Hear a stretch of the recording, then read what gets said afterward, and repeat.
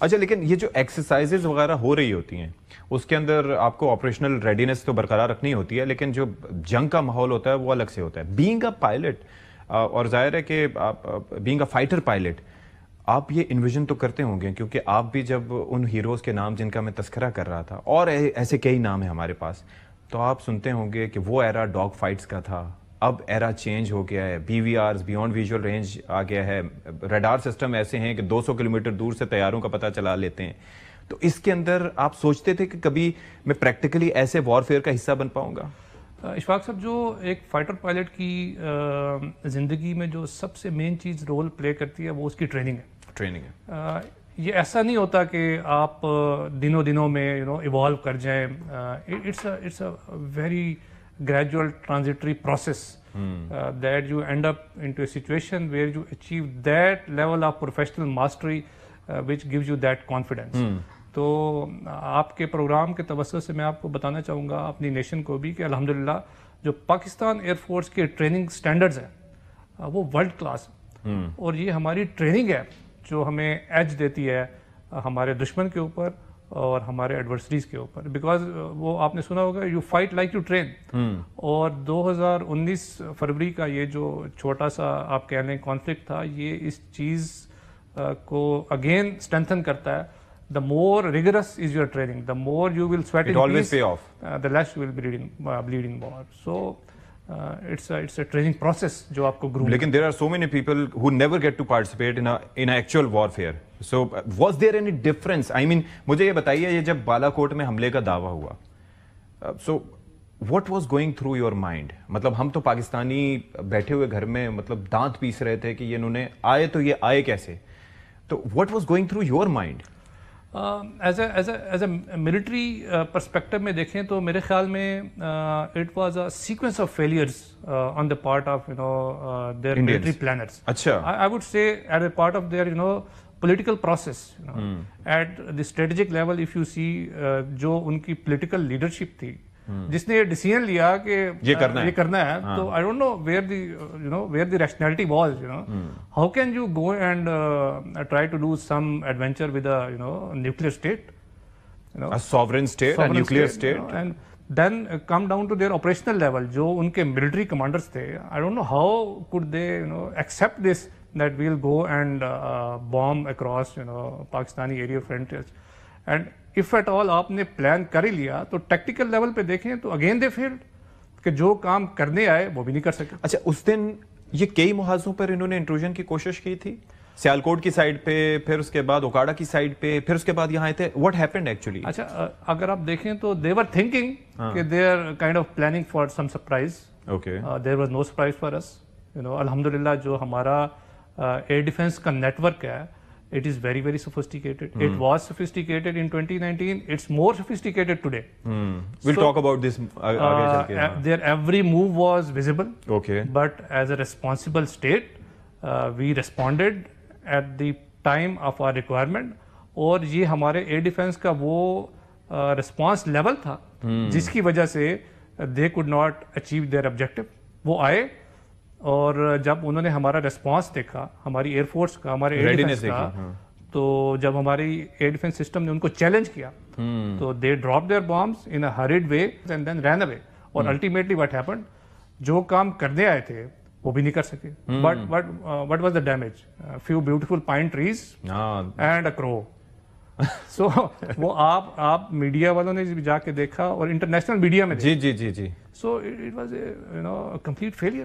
اور ایک اور چیز میں لوگ جو سوال کرتے ہیں وہ ان کو یہ اندازہ ہونا چاہیے کہ بھائی یہ جو ماڈرن ایئر کرافٹس ہیں، اور خاص طور پر یہ جو ملٹری اور یہ جو فائٹر ایئر کرافٹس ہوتے ہیں، ان کی رفتار بہت زیادہ ہوتی ہے، وہ بہت تیزی سے سفر کرتے ہیں. اور جو انڈیا نے یوز بھی کیے تھے وہ محض اسی لیے یوز کیے تھے تاکہ وہ تیزی سے آئے. مراج طیارے انہوں نے یوز کیے تھے 2000، اور وہ ان کی ایک وہ یو ایس پی یہ ہے کہ وہ تیز جاتے ہیں اور پھر نکلتے ہیں. جی بالکل. اور اس کے اندر بھی ان کو موقع نہیں ملا کہ وہ کوئی ڈیمیج کر سکیں. سو یہ آپ کہہ رہے ہیں کہ ان کی پلاننگ کا یہ اس طرح سے تھا کہ وہ بس میرے خیال میں کچھ دکھانا چاہ رہے تھے اپنی قوم کو کہ ہم نے یہ کر دیا، اور اس کے بعد ہم کہتے رہیں گے کہ یہاں پر یہ تھا تو ہم نے اس کو تباہ کر دیا. جی بالکل. اور they ended up failing in that. It became a total failure, and failure at different levels. Not only کہ وہ ٹیکٹیکل لیول پہ فیل ہوئے، ان کا پلاننگ پروسیس بھی فیل ہوا. اور جو الٹیمیٹلی جو ان کا ایک کہتے ہیں نا کہ military prong is the continuity of your policies. So what was the political objective which they wanted to gain out of this? They failed to achieve that. So overall it was a failed campaign what they wanted to do. एक चीज ये है कि इसके अंदर basically वहां पर spin doctors बहुत है ना, वो छोटी सी चीज को हवा बना के बहुत ज्यादा वो सर्कुलेट करते हैं, और उन्होंने इसको भी, इस फेल्ड ऑपरेशन को भी उन्होंने उस वक्त हाईलाइट करने की कोशिश की जैसे उन्होंने बड़ी कामयाबी हासिल कर ली है.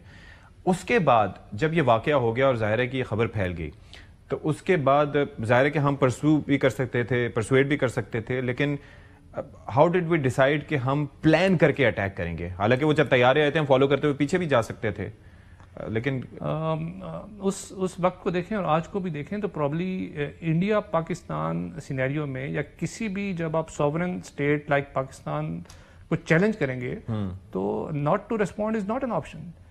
Any aggression has to be responded.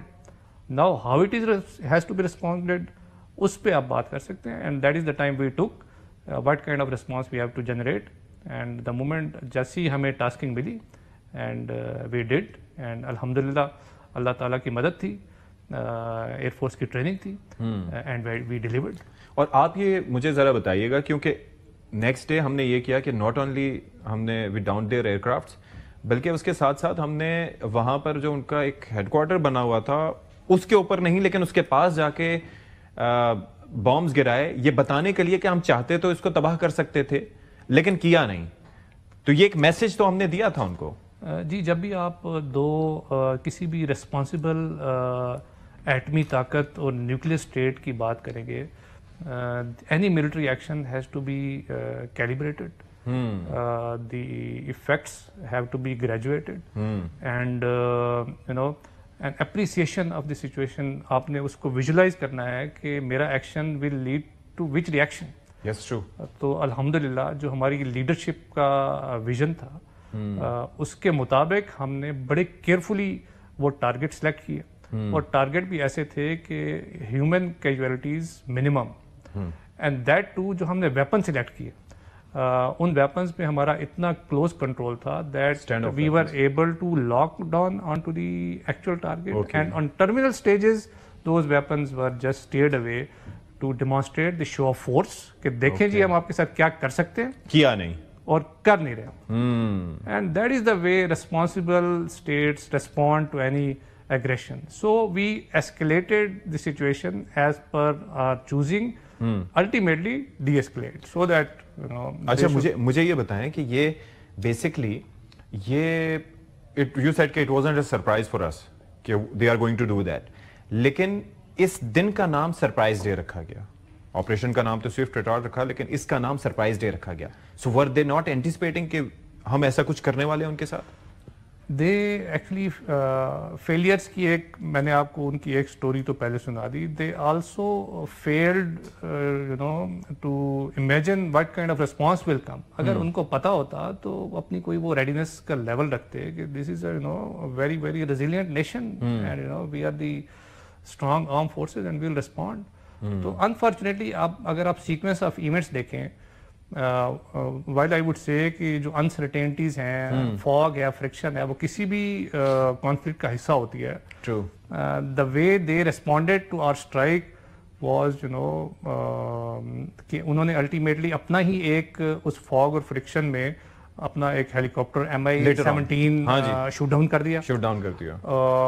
Then they in a very very casual way started responding to our you know जो सरप्राइज हमने उसको दिया, और उसी फॉग में you know they ended up Swiss frontier towards our side of the border and got shot down.